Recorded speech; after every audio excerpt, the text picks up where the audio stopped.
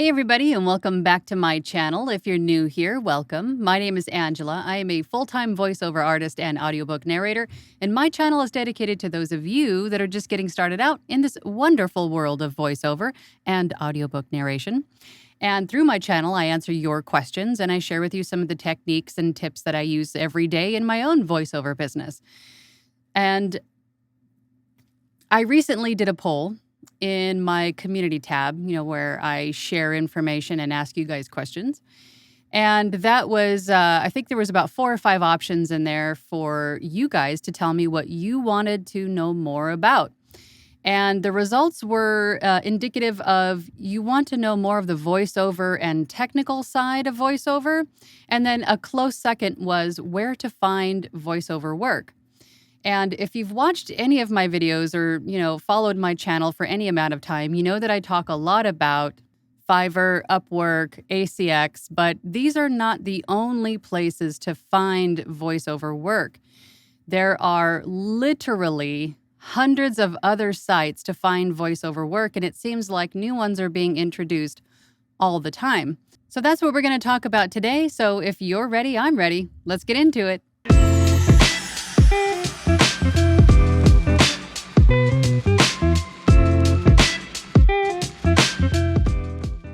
And if you are wanting to focus more on audiobook narration, you can use these same sites to find audiobook narration work or production work. And just as another side note for audiobook narration, Findaway Voices is introducing a new marketplace, which there isn't a lot of information about what it's going to be. But if I had to guess, I would assume that it's going to be a platform much like ACX, where authors and narrators can come together and find each other and produce audiobooks without anybody else from Findaway Voices being involved. Again, don't quote me. I don't know. That's just my assumption. But if you haven't already signed up with Findaway Voices, I would definitely go there and make yourself a profile for Findaway Voices Marketplace, and then click the little button there that's on that page that will notify you when the marketplace does go live. You want to be ready for that and have your profile ready. But of course, there are other sites, like you've probably heard me mention voices.com, Voice123. There's also guru.com. There's five squid, which is, I'm guessing, sort of like a across the pond sort of version of Fiverr. There is freelancer.com. There is Badalgo. There is Voice Giant, Voice Jungle, Voice Bunny. There are literally over 100 of these different sites. And again, more and more being added every day, it seems. It's probably not true, but that's what it seems like. And if you just do a little bit of research in finding some of these sites, you would probably find a whole lot more than I even know of. So definitely take a look around. And then who's to say that you have to limit yourself to any 1 or 2 or 3? In fact, I advise against it because you definitely don't want to have all of your eggs in one basket. What if you are... For example, if you do a lot of work with Fiverr, what happens if Fiverr goes away? What happens if ACX goes away? What happens if Upwork goes away? It really helps to diversify where you are finding your work from. And you can also do a little bit, if you have a profile on, say, LinkedIn is a great place to look for work as well by making connections. You make connections with e-learning production companies, with publishing houses for audiobooks. Make yourself a LinkedIn profile if you don't already have one, and start reaching out to some of these people. And don't reach out right away and say, hey, can I throw my demo at you? Put me on your roster. You have to approach it the way that you would want to be approached in building a relationship with a company in order to work with them. Make some posts about what you're doing in the studio, some posts about you outside of the studio. Maybe you want to do some inspirational posts or share some tidbits of, happenings in your town. But through those posts, use appropriate hashtags like e-learning production, audiobooks, authors, indie authors. Get creative and take a look around. Take a look at some other posts and search some of these hashtags and see what companies come up, and look at their posts and see what hashtags they're using. This is building your business takes some time. It takes some time. It takes some investment of time and sometimes money to, create a base or a network of connections. It's all about connections for your business. I mean, sure, we sit in our studios and talk to people online via chat or, on a camera or, but it's still about connections and who you meet and who they know. The people that you meet through other people. It's networking and connections are very, very important. And for an introvert, like I've said before, it's not really super easy to do, but it is necessary because without connections and clients, and for clients to find you, you're not going to have a business. So you do have to put yourself out there, and you do have to do a little research on your own and find some companies that you want to work with. And again, LinkedIn is a great place to do that. But don't limit yourself to just one or two websites. In the beginning, as you're just getting started, maybe if you're doing this part-time or you're narrating audiobooks part-time or voiceovers part-time, I totally get, to kind of start, like, ease yourself in by selecting one or two websites to work with.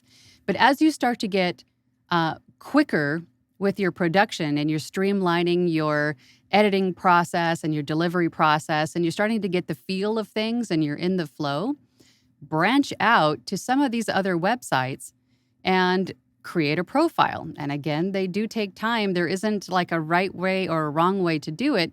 Just fill in the boxes as they are indicated and create a demo. And I have a few videos here on my channel that go over demos with you and adding music and all of that stuff. But create a demo to start. You don't have to spend, a bajillion dollars to make one. You can make one yourself, fairly easily. Upload a demo and make your connections and, broaden your reach in websites and put a profile on some of the other ones. And don't think that because you're not doing it the way that I tell you or someone else tells you that you're doing it wrong. Do it the way that you're comfortable with. As long as you're moving forward, even if it's very, very slowly, that's still progress. Don't get so hung up on, I'm not moving as fast or forward as quickly as some other people are, or, get down on yourself because your demo's it doesn't sound like a $2,000 demo, or you're not on this website like this person is. Don't let the imposter syndrome get you down. Start your business the way that you want to. Everything that I give you on my channel are recommendations or the way that I have done it. It doesn't mean that you have to. I know there's a lot of other people that say stuff that is similar to what I say, and there are a lot of other people that are, in places way beyond me that say to do it a completely different way. But I have found success doing it the way that I wanted to do it, and I'm pretty sure that you can too. As long as you're investing the time into your business and reaching out and making those connections, your business will grow.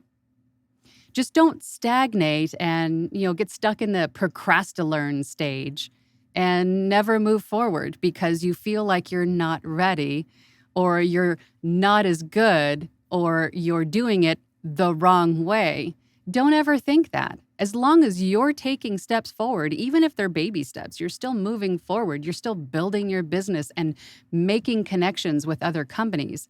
But I just wanted to encourage you, because I know there are a lot of you out there, and I've heard this quite a bit in the last couple of months even, that people are hesitant to get started because they feel like, just like I said before, they're not good enough. They don't have a demo. They don't know where to find work. They don't know, if their voice is any good, if anyone's going to like them. Just tell that negative critic in your head to shut up, because this is what you want to do. And if you're passionate about getting this started, you will get there. but it does take work. There is no quick fix solution, unfortunately. As far as the production aspect, that also, takes some time and investment in learning your DAW and what your effects can and can't do, learning the proper mic position. I guess what I'm trying to say is that there is a lot of time investment. There's a lot of learning involved. There's a lot of trial and error.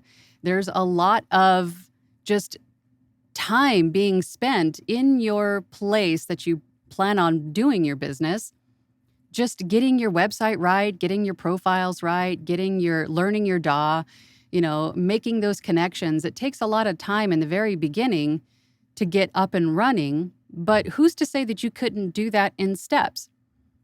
Obviously, the more time you take to get to a place where you start, earning business is going to take a little bit longer the slower you move forward, but you're still moving forward, right? And at some point, you're going to get to that peak where you start to, well, maybe not peak, that's a bad example, but you're going to get to that place where you're starting to earn business and repeat clients and new business, and you can refresh your demos, you can refresh your profile pictures, you can refresh your bios.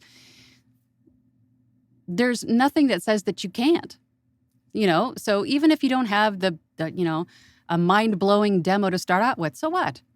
As long as it showcases what you sound like in different, like a range of what you can do for maybe different types of voiceovers, e-learning, audiobooks, IVR,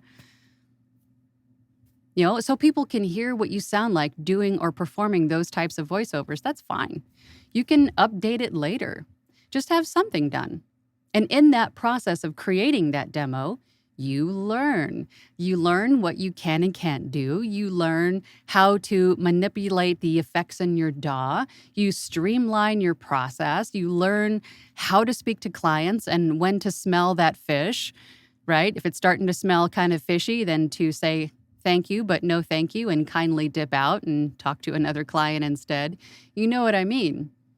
So I guess this was just something that I wanted to share with you because I felt like it needed to be addressed. There's a lot of people out there that are hesitant and just beating up on themselves for really no reason at all. So I guess at some point I have to just stop talking. As long as you're moving forward and doing it the way that you're comfortable with. Again, it doesn't have to be my way. It doesn't have to be somebody else's way. As long as it's working for you, then it's working for you. Okay, I'm going to stop talking now. Check out my website, voiceoverangela.com. I've got some self-paced courses where you can learn the basics of Fiverr and Upwork and meditation if you want to learn how to get into meditation or to perform and edit meditations.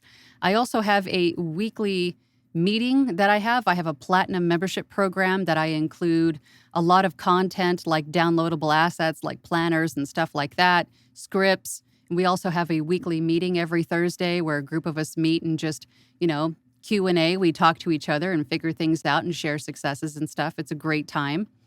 And if you have any questions for me, you can leave them down below. Thank you so much for your time. I really appreciate it. If you found this video helpful, hit that like and subscribe buttons. I appreciate that too. But until next time, bye.